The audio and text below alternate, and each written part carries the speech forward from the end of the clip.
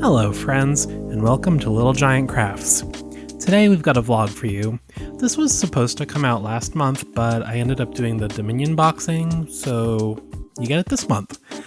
So for a while now, I've been keeping track of the progress I make painting, because I am a very slow painter, and being able to, check something off as done, and then look back later and see how much I've finished really helps keep me motivated. I started keeping track of this in January of 2021 if you're watching this in the future. I don't have any goals like paint this many a month or anything like that. I'm just keeping track so I can look back on it. I think I'll probably do one of these every 6 months or so. So this video will cover everything I have finished between January 2021 through the end of June. So here we go. The first figure we've got here is Ash from The Evil Dead. I don't actually remember who made this figure. It's metal and I've had it for a while now, but I finally finished painting him because I also built the cabin from Evil Dead. Now you might be wondering why there's not a video for it, and it's because I finished it like right before deciding to start the channel. So I'll probably do a vlog looking at it at some point, but I made Ash to go along with it. Next is a figure of the Mandalorian. I did his starting armor and not like the all silver set just because I like the look of this one a bit more. This is just 3D printed and it was just for fun. Now, if you saw my video on building the wizard's house, this is a character from that game. This is Blish the Goblin. We sort of accidentally adopted him, and he's like a son to me now, and I love him. So I had to make a figure. He's 3D printed, but I built him through Hero Forge, which is a great website. I'll link it below. He's wearing a disguise because we didn't want people to judge us for having a goblin tagging along with us. So that's why he looks like a ninja. That's about it for him. Now this is Zeke, a character from Zombies Ate My Neighbors, which is an old Super Nintendo Sega Genesis game, one of my absolute favorites. Again, he was made through Hero Forge, and I 3D printed him. This was made partially because they were having a sale and I wanted to print a few figures, but also for a game I'm working on, not like an official game or anything, just like a fun project I'm doing. That is currently a secret, but I will be doing a video on it very soon. And this is Julie. She is also one of the main characters in Zombies Ate My Neighbors, and I had to make both of them. This is a brain golem, 3D printed, made by Rocket Pig Games. I'll throw a link down below. This one was also partially printed for that secret game I'm working on, partially printed just because I liked the look of it, and I mostly finished painting it because I wanted to show off some techniques from my very early painting tutorial video, so I used him as an example. Similarly, I also got around to finishing these Imperial Guard soldiers for that video because I wanted to demonstrate some highlighting or whatever. These are made by Games Workshop. Nothing crazy here, pretty much the default paint scheme, but I'll probably get more Imperial Guard in the future, but I just wanted a few soldiers. Now this next batch, I do not remember all their names off the top of my heads, but I will put the real name on screen. I bought a lot of the ghost models from Age of Sigmar, again Games Workshop, and I painted basically all of them at once because I thought I could use my airbrush to do a pretty simple glowing paint scheme, and I'm really happy with how they all came out. These ones are banshees. These guys, I really like their horse skull heads. And I pretty much did the same techniques for all of them. I started with a base coat of a dark green and then did gradually lighter colors until like just the edges were getting like a very bright, lime green sort of color. And then I basically just did, dark cloaks and rusty weapons and finished a whole bunch of ghosts. And then we've got some of the hero units. Once again, painted them all the same way. The ghost holding the candlestick was actually a leftover part. A lot of Games Workshop models give you, options, how you want to build the figure, and then you have some pieces left over. So I had the head and the candlestick left over, and I 3D printed a ghost body and, added a little green stuff to make it all look like it fit. And I'm pretty happy with them.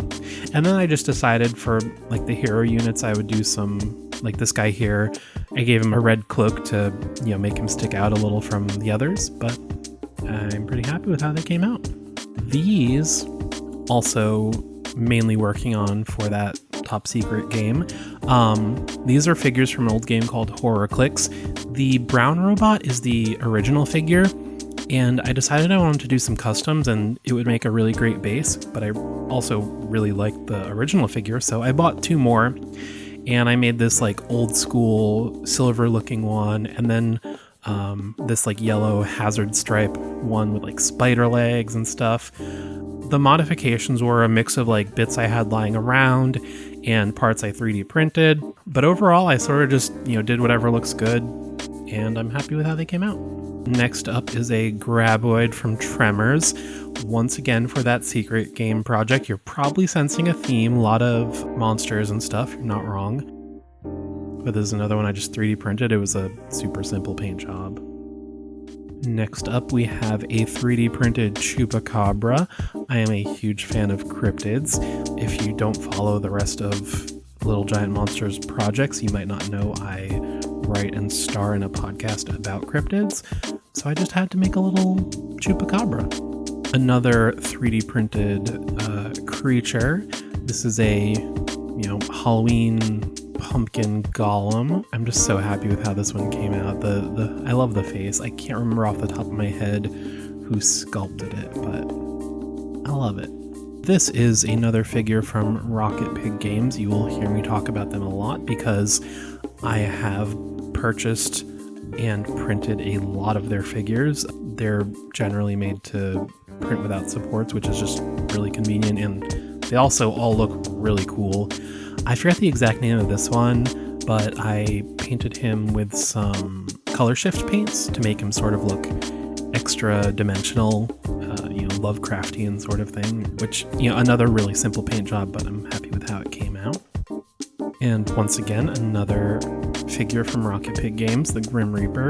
Although I actually decided the scythe was a little small for my taste, so I 3D printed another one and just, replaced the top of it. This one was also Rocket Pig Games, but I basically completely changed it. It's basically, I forget the exact name, but it represents like a D&D Fomorian, which are like these big, mutated giants. But I decided to go more sci-fi with it and make it like a radioactive, like toxic waste mutant.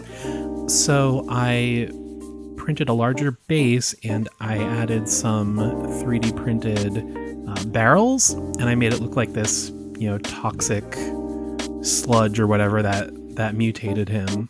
And I really love how this guy came out. This is just another little one I made for fun. This is a proxy I 3D printed to represent a Vindicare assassin from Warhammer. And I didn't make this myself, but I took some existing models and did some digital kit bashing to come up with the design. And I do that occasionally. I'll probably make a video of it at some point. Let me know if you're interested. But I'll link my Thingiverse page down below. Some more monsters for Secret Mystery Project. I wanted to make the 4 Horsemen.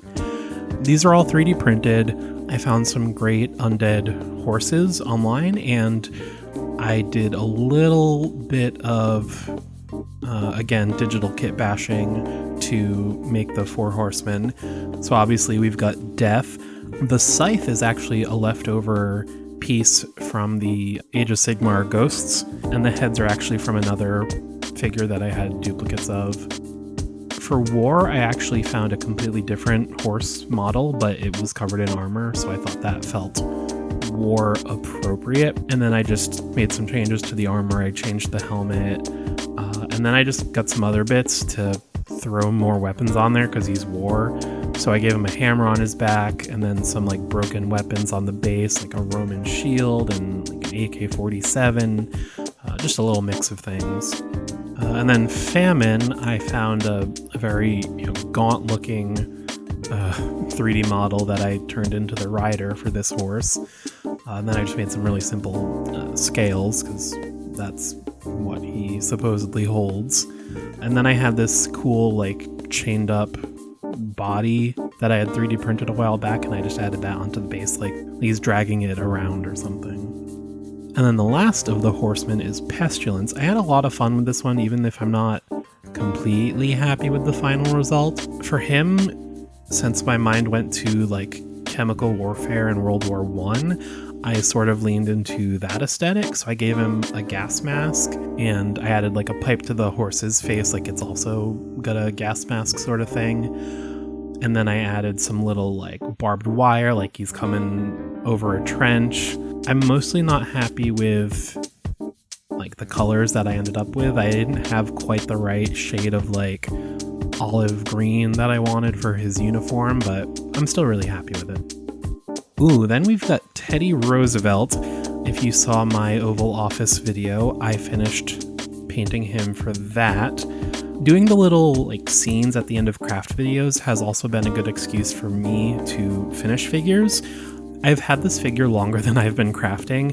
I got it at least 5 years ago now, probably more, but I wanted to make customs for a game called Heroescape, which I'll talk about another time, but basically is like lots of different genres and time periods and stuff.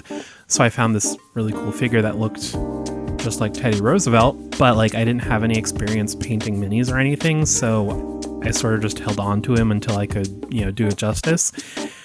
And I finally got around to finishing him. This is another metal figure, by the way. And to go along with Teddy Roosevelt, I did George Washington. This one is 3D printed.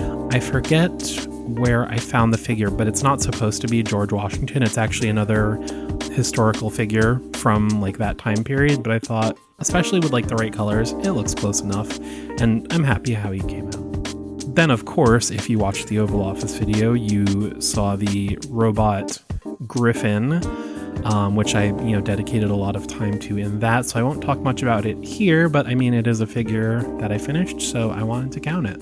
If you watched my last video about the wizard's house, this is the wizard Yavin himself. Another 3D print. This one also I designed on Hero Forge. Not sponsored, I just really like the site. It's very useful. He's got a little sparrow on his hand. That's his familiar, Duchess. And I don't usually do such bright paint jobs, but it was fun, and I'm glad I did, and it worked out well. Okay, so these two, they're both 3D printed, but I made these for Pride Month. I've seen a lot of people do every year Pride Month paint jobs for things, and I didn't really have any good figures at hand that I wanted to do, so I decided to 3D print, just a few. The bi-color Gene Stealer, I realized would be a good fit because the classic Gene Stealer has sort of similar colors. That one's from me. And the Transmarine is for a good friend of mine, Evie. And I'm just really happy with how they turned out. And then the last thing I finished is not a figure, but a piece of terrain. Once again, 3D printed. This sort of cool, like, bell tower scaffolding. I knew I had to print it when I saw it because it's just like, it has such a unique feeling to it. So I did like a lot of different colors for the bells. I really like that metallic blue. Actually not a metallic, it's a color shifter. But I feel like those usually work well for metallic things as well. And then it's not weird looking grass on the bottom, it's actually green bricks because I have a fair amount of medieval ruins that I do in like this green paint scheme just because, I don't know, it's different. It's like, it's inspired by like old play sets, like unrealistic colors, but it still looks cool. So that's why I did that to sort of match with all that. But yeah, that's everything. All of the figures and some terrain that I finished painting in the first half of 2021. Hopefully I am just as productive in the second half.